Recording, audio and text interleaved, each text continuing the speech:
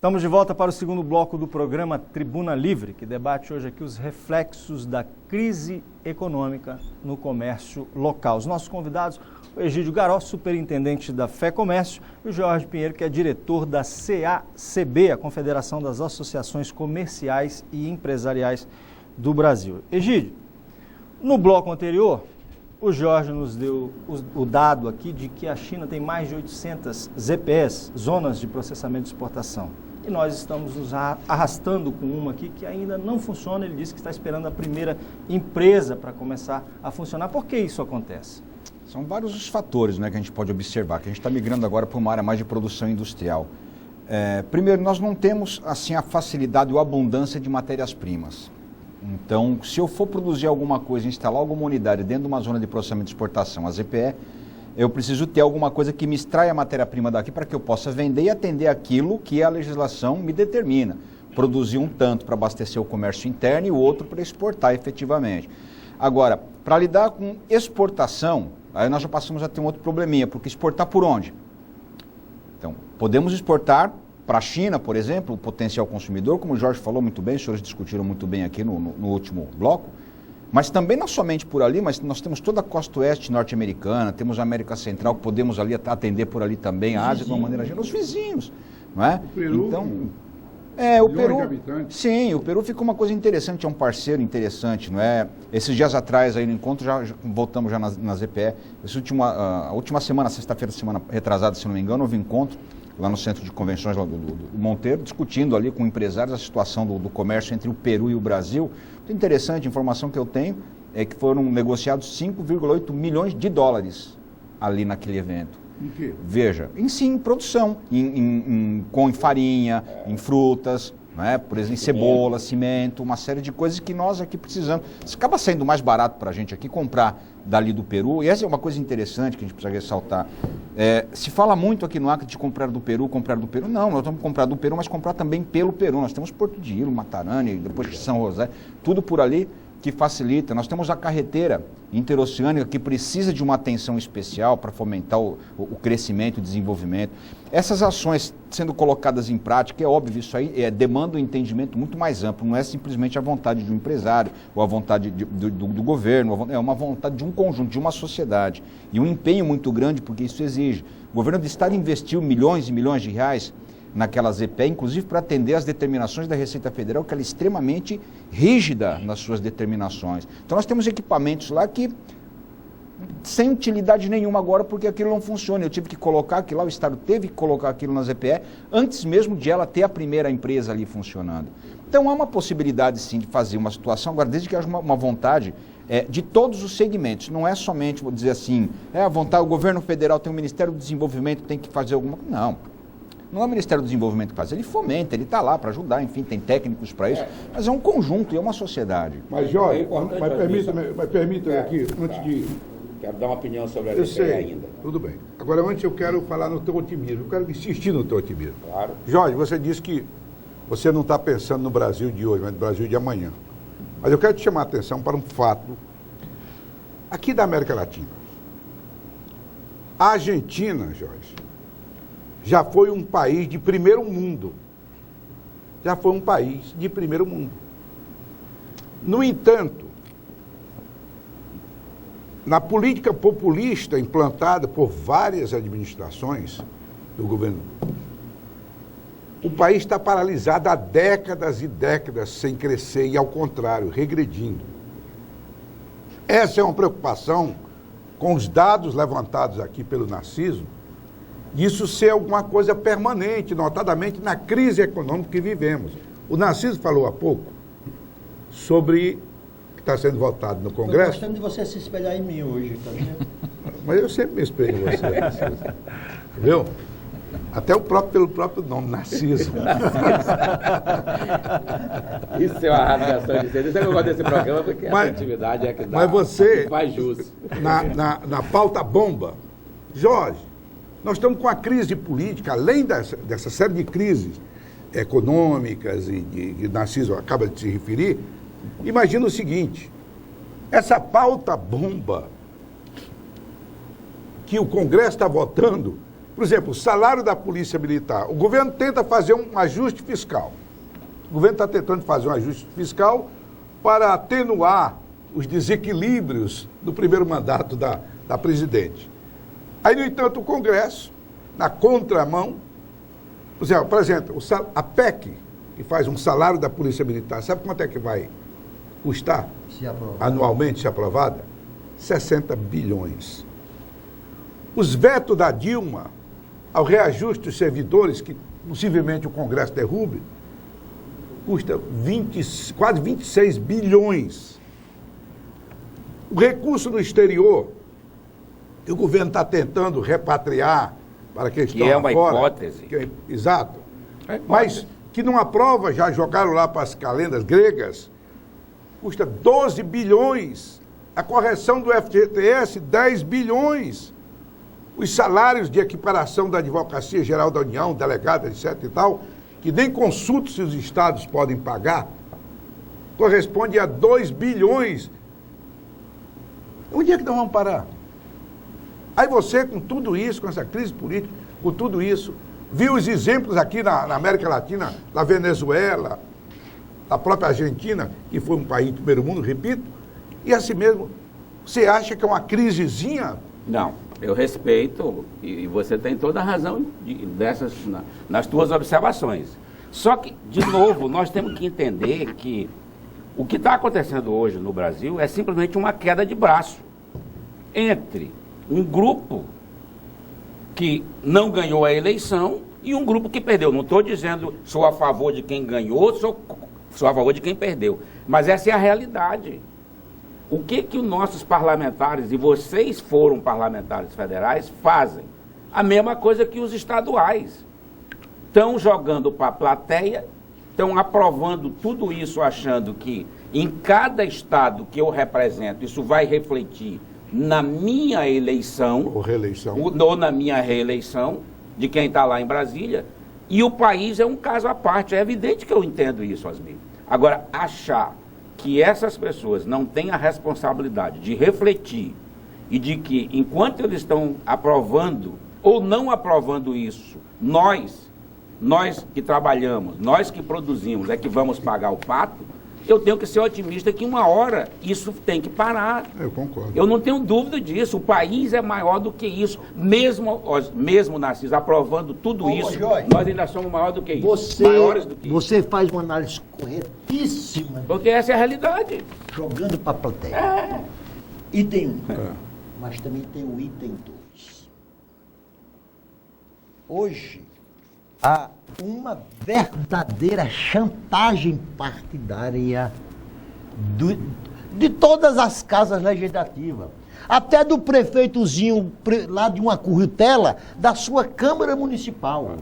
Só aprova o projetozinho do prefeito se empregar a filha, o filho.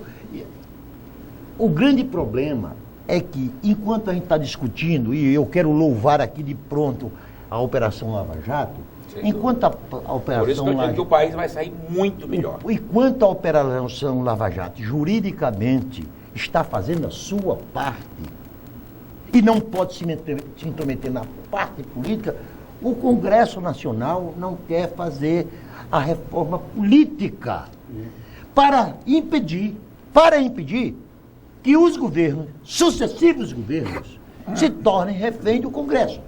Eu dou aqui um exemplo absolutamente interessante. Eliseu Padilha é hoje o quê? O ministro forte do governo Dilma. Pelo simples fato de ser político. Ele não foi ministro do Fernando Henrique Cardoso? Quer dizer que ele foi para lá por mérito do governo de Fernando Henrique Cardoso e foi na base do toma lá da cá no governo Dilma. E o líder do governo, Narciso? E o líder do governo lá de Roraima? Romero Jucá. Foi tudo de todos. Quer mais? Foi tudo de todos. Renan Calheiro foi ministro da Justiça do governo Fernando Henrique Cardoso. E do Collor. O problema, Jorge, é que se não fizer a reforma política e acabar com os partidos de aluguel e de parlamentares que se autoalugam, a corrupção deste país não vai parar. Não vai parar. O fisiologismo político está na raiz da corrupção no Brasil. Isso. Osmir, eu só queria voltar ao seguinte. Eu queria dar duas opiniões rapidinho. Primeiro, concordo com as suas observações da Argentina, da situação política da Venezuela. Eu acho que isso é o crescimento do país, a liberdade das pessoas de votarem e a liberdade de votar e colocar uma pessoa errada no governo, seja em que situação for, município, estado ou governo federal, nós temos que ter a liberdade de 4 anos depois tirar essas pessoas. O que não aconteceu na Venezuela e o que não aconteceu na Argentina, que virou uma coisa familiar. Primeiro, o marido da Kirchner, agora a própria. E você consegue fazer com que a justiça, aliada a esses políticos, prorrogue indefinidamente os seus mandatos, o que não acontece no nosso país. Pelo menos do meu tempo, e eu sou mais novo que vocês, desde que começou a reforma, nós não tivemos isso. 2000 certamente. 2000 certamente. Mas aí, só para dizer isso, então, por que eu sou otimista? Por que eu sou otimista? E aí eu queria falar sobre a ZPE, voltando para o nosso Estado. Vamos entender, a ZPE também, é preciso que a gente seja claro para que o nosso ouvinte entenda. ZPE, ela deu certo e dá certo, primeiro nos países onde a mão de obra é muito barata. Por que deu certo na China? É muito barata. Segundo, nos países onde a industrialização é muito grande e elas são isentas de impostos. Qual é o sonho do Brasil? Porque também temos que dizer uma coisa, não é só no estado do Acre que a ZPE nossa não deu certo. Em nenhum estado, e temos 8 aprovadas e em dia de funcionar, como a de Rio Branco. 8. E nenhuma funcionando. Inclusive em Pernambuco, no Porto, mas também isenta no de Ceará, no interior de Minas Gerais, todas. ZPE é o único local, é uma área como a Zona Franca de Manaus, mas é totalmente diferente, onde o governo libera que você possa, primeiro, você pode pegar uma indústria usada, seja da China, seja dos Estados Unidos, seja da Alemanha, um equipamento industrial usado e trazer e implantar nesse local. Isso o Brasil não permite que você importe nenhuma máquina, nenhum equipamento usado. Você pode importar novos. Um usado, por que pode? Burocracia. Não, mas por que pode? Porque ele é mais barato. Se ele é mais barato, ele vai produzir mais barato. Segundo, é o único local onde você produz, onde você importa e exporta isento de impostos. 100%. Aí ele falou, não, mas nós temos que ver que parte dessa produção da ZPE, nós podemos consumir no país internamente. Não pode. Só pode 20%. Sim. E esses 20% é exatamente para você não vender. Porque você vai pagar todos os impostos. E se o governo fizesse isso, inviabilizava quem está do lado. Dizer, não, mas nós não temos para onde exportar. Claro que nós temos. Hoje não existe, hoje não existe nem local longe, que nós estamos usando aqui uma lâmpada que foi feita lá pela China. Nós estamos usando um telefone que foi feito na China, uma caneta que foi feita em Nova York. Isso tudo vem de quê? Vem de avião, vem de trem, vem de navio, vem de qualquer coisa. Isso não existe.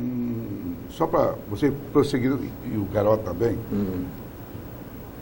As atividades previstas aqui econômicas para o Acre, o setor de serviço, pelos dados que foram publicados, representa 68% na área de serviço. 68%. Em seguida, a agropecuária e a indústria, com 18% e 12%, respectivamente. Então, ainda é a base. Serviço, a agropecuária e a indústria. Tu sabe o que quer dizer serviço, né? Sim. O que você presta é a área de serviço. Comércio, serviço, indústria, aliás, Isso em consideração, a construção de 2008 e 2012. Eu tenho um otimismo muito grande com relação ao Estado, Narciso, porque o Estado ainda é jovem. Ainda não tem muitos velhos aposentados, como o Rio Grande do Sul, sendo bancado pelos novos.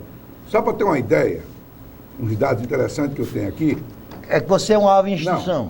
De 1 a 34 anos, o Acre tem aproximadamente 800 mil habitantes. Aproximadamente 800 mil. É verdade. Nessa faixa etária. Nessa faixa etária não. 800 mil no total. De 0 a 34 anos, você tem quase 530 mil. Que dá 60% da população. 60% da população. Na minha faixa etária, eu até fiquei preocupado. Tem um pouco apenas mais de 2 ou 3. 8.085. Cidadão. Da do Narciso são 5 ou 10. E estão em extinção, indo embora. Na faixa do Narciso são 5 e 10. Ora, isso significa o quê? Que é um Estado que tem muito jovem ainda para bancar. Daí um dos motivos, talvez, que justifique o crescimento do próprio Estado, não é, que ainda... Porque nós temos um outro fato, Gil. Agora, Osmir, não quero tirar que você... não, disso aí. Só nós temos que entender que isso é muito bom e importante. A grande dificuldade é que a maioria desses 60% não tem emprego, ou tem subemprego, e não produz para pagar os 8% dos da tua idade, não da minha. Que são os empregados que pagam para que a gente sustente os nossos velhos. Nós temos dificuldade porque o Estado do Acre tem pelo menos... Eu vou exagerar aqui, 40% no Bolsa Família, que não sustenta ninguém. Mas o outro dado... E aí está o último dado que nós vimos aqui. Exatamente. O outro dado preocupante que eu tenho, que você não pode dissociar, que apesar desse otimismo com a nossa economia, o Estado ainda vive de FPE e FPM. Claro. As prefeituras brasileiras, e em particular as nossas, estão quebradas. Narciso, eu não sei se chama... Não, Narciso, ele chama o senhor Narciso pelos últimos dados. Mas tudo bem. A prefeitura, grande maioria da prefeitura do Acre, acho que quase todas, não sei se em Rio Branco, não tem nada para investimento. Se não for emendas parlamentares, ou se não for convênio com o governo federal. Né? E isso cria também uma certa paralisação das atividades. Isso também não é preocupante? É evidente, Narciso, Osmir e Narciso, vocês sabem que o Brasil, quando mudou, quando vocês fizeram a Constituição, vocês não mexeram no principal. Nós que moramos nos municípios, nós não moramos no Estado e nem moramos na Federação, o Brasil, todos os impostos são recolhidos e administrados pelo governo federal. Eu lembro que até algum tempo atrás, os governos ainda faziam transferências a fundo perdido. 70% fica no governo federal. O que o governo federal fez? Ele pega tudo que nós recolhemos, Narciso, tudo que nós pagamos de imposto, capitaliza o nosso BNDES, e eu fui secretário da Fazenda, e tenho uma absoluta consciência de como é que faz isso. E o que o governo faz? O governador, o secretário vão lá, vocês, deputados, fazem emendas, não sei o quê, mas o dinheiro só vem para os estados se for via empréstimo. Então, o país sustenta, os estados, o povo sustenta um país onde o governo federal administra a seu bel prazer. Por que os estados estão inviáveis? Não é o estado do Acre, são os estados brasileiros, porque o dinheiro que o governo administra, ele não distribui pela população, ele empresta pela população. Imagina quanto nós vamos pagar durante os próximos anos, tudo que foi emprestado pelo governo federal, que deveria ter sido transferido para o estado do Acre investir, e não emprestado, mas ao contrário, nós recebemos R$1 bilhão de empréstimo do BNDES, ou da Caixa Econômica, ou do Banco do Brasil. Não estou nem falando dos organismos internacionais, que isso não tem que dar dinheiro para ninguém. Se nós temos condição de ir lá e queremos pegar emprestado, então vamos devolver. Mas do próprio Brasil, por que os estados estão inviabilizados, Narciso? Porque a dívida dos estados, que o seu Fernando Henrique, quando era ministro do Itamar, renegociou no país e praticamente zerou, tem quantos anos, Narciso? Do Fernando Henrique para cá? 10, 12? 14 anos. 12, já inviabilizou o país. Depois de 12 anos. Que foi zerado. Está aqui, vocês vão pagar X e pagar X. Que é o caso da falência do estado do Rio Grande do Sul. Do Rio Grande do Sul, do Rio de Janeiro, de São Paulo, que ninguém fala. O município de São Paulo, que não paga fala, nunca a dívida. Que não fala. Então, aí os estados pequenos, como nós, como Acre, como Rondônia, como Piauí, como Maranhão, esse vive das migalhas. Por que o problema do governo é isso que você falava há pouco? Desse toma lá da cá. Porque do jeito que a gente está criticando os deputados federais que aprovam, que faz as suas jogadas, que faz não sei o quê, como é que o cara vai se reeleger? Se ele não vem aqui e não briga por uma emenda, por não sei o quê, por viabilizar, ele não se reelege nunca. Ele vai ficar 4 anos lá e não volta mais. E um agravante, não é, Jorge? É que o empréstimo feito aos estados é mais caro do que as empresas que vão fazer obra na Venezuela, em Cuba e na Bolívia. Aí é outro departamento. Nós vamos fazer um intervalo comercial, daqui a pouquinho nós voltamos, por favor, não saia daí.